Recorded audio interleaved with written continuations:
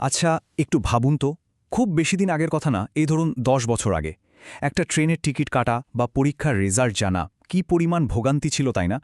আজকে আমরা ঠিক এটাই দেখব, কিভাবে ইনফরমেশন অ্যান্ড কমিউনিকেশন টেকনোলজি মানে আইসিটি শুধু যে আমাদের জীবন সহজ করেছে তাই না, বরং বাংলাদেশের শিক্ষা আর গভর্নেন্স এই দুটো জায়গাতেই একটা সত্যিকারের বিপ্লব নিয়ে এসেছে। আর এই যে প্রশ্নটা, এটা কিন্তু কোনো সাধারণ প্রশ্ন না, বেশ গভীর। কারণ এর উত্তরের মধ্যেই কিন্তু লুকিয়ে আছে বাংলাদেশের এই ডিজিটাল ট্রান্সফরমেশনের পুরো গল্পটা। মানে এটা শুধু কিছু নতুন টেকনোলজি ব্যবহারের গল্প না, এটা আসলে একটা দেশের ঘুরে দাঁড়ানোর গল্প, তার নাগরিকদের সাথে সম্পর্কটা নতুন করে গড়ে তোলার এক অসাধারণ জার্নির গল্প। আর এই যে এত বড় একটা ডিজিটাল যাত্রার কথা বলছি, তার সদর দরজা বা গেটওয়েটা কি? সেটাই হলো এই জাতীয় ওয়েব পোর্টাল।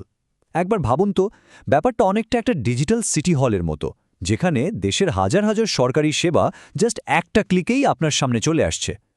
বলা যায় এটাই ছিল সেই বিপ্লবের আসল এন্ট্রি পয়েন্ট। কিন্তু এই ডিজিটাল বিপ্লবটা ঠিক কতটা জরুরি ছিল সেটা বুঝতে হলে চলুন একটু অতীতে ফিরে যাই। আমাদের সেই অ্যানালগ যুগের দিনগুলোর কথা মনে আছে, যখন খুব সাধারণ একটা সরকারি সেবা নিতে গেলেও কি যে সীমাহীন দুর্ভোগ পোহাতে হতো। পার্থক্যটা তো মানে দিনের আলোর মতোই পরিষ্কার, তাই না? একদিকে ভাবুন তো সেই দুঃসহ স্মৃতির কথা, ঘন্টার পর ঘন্টা লাইনে দাঁড়িয়ে ট্রেনের টিকিট কাটা। আর এখন এখন তো ঘরে বসেই কয়েকটা ক্লিকেই টিকিট কনফার্ম। আবার ধরুন জমির দলিলের কথা, আগে যেখানে মাসের পর মাস অপেক্ষা করতে হতো, এখন মুহূর্তের মধ্যেই হাতে চলে আসছে পর্চা। আর বিল দেওয়ার জন্য লম্বা লাইনে দাঁড়ানোর কথা, সত্যি বলতে ওটা তো আমরা প্রায় ভুলেই গেছি। তো এই যে এত ভোগান্তি, এই দীর্ঘসূত্রতার অন্ধকার, এখান থেকে মুক্তির পথটা কি ছিল? পথ দেখালো একটা নতুন ভিশন, একটা স্বপ্ন, যার নাম দেওয়া হলো ডিজিটাল বাংলাদেশ। আর এই পুরো স্বপ্নের মূলে ছিল একটাই power house, information and communication technology বা আইসিটি। আর এটাই কিন্তু ছিল মূল বিষয়টা। লক্ষ্যটা কিন্তু শুধু কয়েকটা কম্পিউটার বসানো বা ইন্টারনেট কানেকশন দেওয়া ছিল না।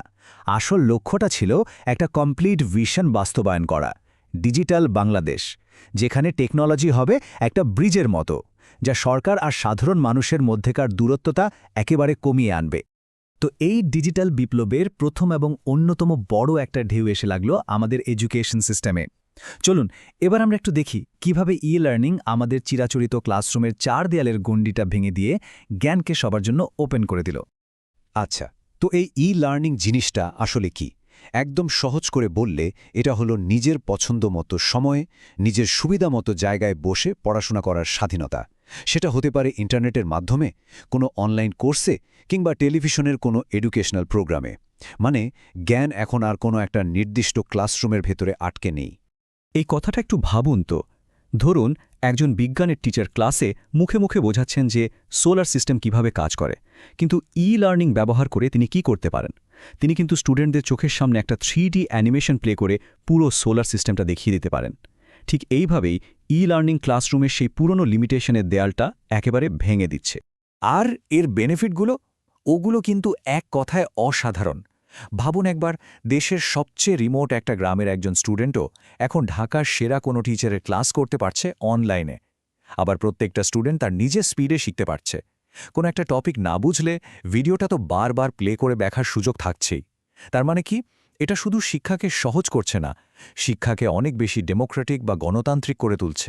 তো শিক্ষা তো গেল, এই ডিজিটাল বিপ্লবের আরেকটা বিশাল বড় ক্ষেত্র হল গভর্নমেন্ট বা প্রশাসন। চলুন এবার দেখি কিভাবে গভর্নেন্স মানে ডিজিটাল শাসন ব্যবস্থা আস্ত একটা সরকারকে আমাদের সবার হাতের মুঠো এনে দিয়েছে। গভর্নেন্স শব্দটা শুনতে একটু ভারী লাগতে পারে, কিন্তু এর মানেটা খুবই সিম্পল। সরকারি সেবা পাওয়ার জন্য এখন আর অফিসে অফিসে দিনের পর দিন ঘুরতে হবে না। এর একটাই টার্গেট, পুরো অ্যাডমিনিস্ট্রেশনকে এমনভাবে সাজানো যাতে সবকিছু সহজ হয়, ফাস্ট হয় আর দুর্নীতিমুক্ত হয়। আর দিনের শেষে এর আসল উদ্দেশ্য কিন্তু একটাই, সাধারণ মানুষের হয়রানি কমানো। দেখুন, সরকারি সেবা পাওয়াটা কিন্তু কোনো দয়া দাক্ষিণ্য না, এটা একজন নাগরিকের অধিকার। আর সেই অধিকারটাকেই মানুষের দোরগোড়ায় পৌঁছে দেওয়া, এটাই হলো গভর্নেন্সের মূল কাজ। আর এর ফলে কি হচ্ছে? আমাদের সময় বাঁচছে, টাকা বাঁচছে, আর কষ্টও কমে যাচ্ছে। আর এর ইম্প্যাক্ট তো আমরা আমাদের প্রতিদিনের জীবনেই দেখছি, সেই পাবলিক পরীক্ষার রেজাল্ট জানার টেনশন থেকে শুরু করে ইউনিভার্সিটিতে ভর্তির জটিল প্রসেস সবকিছুই এখন অনেক সহজ হয়ে গেছে। শুধু তাই না, পর্চার মতো জরুরি ডকুমেন্ট নেয়া, বিল দেয়া বা ইলেকট্রনিক মানি ট্রান্সফার করা, এই সব জরুরি কাজও এখন আমরা ঘরে বসেই করে ফেলতে পারছি। আর গভর্নেন্সের সাকসেসের একটা পারফেক্ট উদাহরণ হলো বাংলাদেশ রেলওয়ের এই ওয়েবসাইটটা। একটা সময় ছিল যখন কমলাপুর স্টেশনের টিকিটের জন্য লিটারালি মাইলের পর মাইল লম্বা লাইন পড়ত। এই একটা মাত্র ডিজিটাল সার্ভিস সেই ভয়াবহ ভোগান্তির যুগের পুরোপুরি অবসান ঘটিয়েছে। ভাবা যায়? তো সব মিলিয়ে দেখলে এই যে ছোট ছোট ডিজিটাল পরিবর্তনগুলো, এগুলোই কিন্তু আমাদের প্রতিদিনের জীবনে একটা সাইলেন্ট রেভলিউশনের মতো কাজ করেছে। চলুন এবারের ওভারঅল ইম্প্যাক্টটা এক নজরে দেখে নিই। এই চার্টটা দেখলেই কিন্তু পুরো ব্যাপারটা পরিষ্কার হয়ে যায়। দেখুন, মানুষের সময় কতটা বেঁচেছে, খরচ কতটা কমেছে, আর সবচেয়ে ইম্পর্ট্যান্ট যে পয়েন্টটা, ট্রান্সপারেন্সি বা স্বচ্ছতা বাড়ার কারণে দুর্নীতির সুযোগও কিন্তু নাটকীয়ভাবে কমে গেছে। আর এটাই সম্ভবত গভর্নেন্সের সবচেয়ে বড় অ্যাচিভমেন্ট। তাহলে আমরা কি দেখলাম? ক্লাসরুম থেকে শুরু করে সরকারি অফিস পর্যন্ত আইসিটি আমাদের সমাজের প্রত্যেকটা স্তরে একটা নতুন দরজা খুলে দিয়েছে। আর এর ফলে একটা নতুন ইকুয়েশন তৈরি হয়েছে, যেখানে সরকার এখন আগের চেয়ে অনেক বেশি রেসপন্সিবল বা দায়বদ্ধ, আর সাধারণ নাগরিকরা হয়েছেন অনেক বেশি এম্পাওয়ার্ড বা ক্ষমতাবান। আমরা তো দেখলাম শিক্ষা আর প্রশাসন কিভাবে বদলে গেল, কিন্তু বাংলাদেশের এই ডিজিটাল জার্নির গল্পটা কিন্তু এখানেই শেষ না। আসল প্রশ্নটা হলো, হোয়াটস নেক্সট? এরপর কি? বাংলাদেশ কি পারবে এই টেকনোলজির পাওয়ারকে কাজে লাগিয়ে হেলথ, এগ্রিকালচার বা কর্মসংস্থানের মতো বড় চ্যালেঞ্জগুলো একইভাবে মোকাবেলা করতে? ডিজিটাল বাংলাদেশের নেক্সট চ্যাপ্টারটা লেখার দায়িত্বটা কিন্তু আমাদের সবার ওপরেই বর্তায়।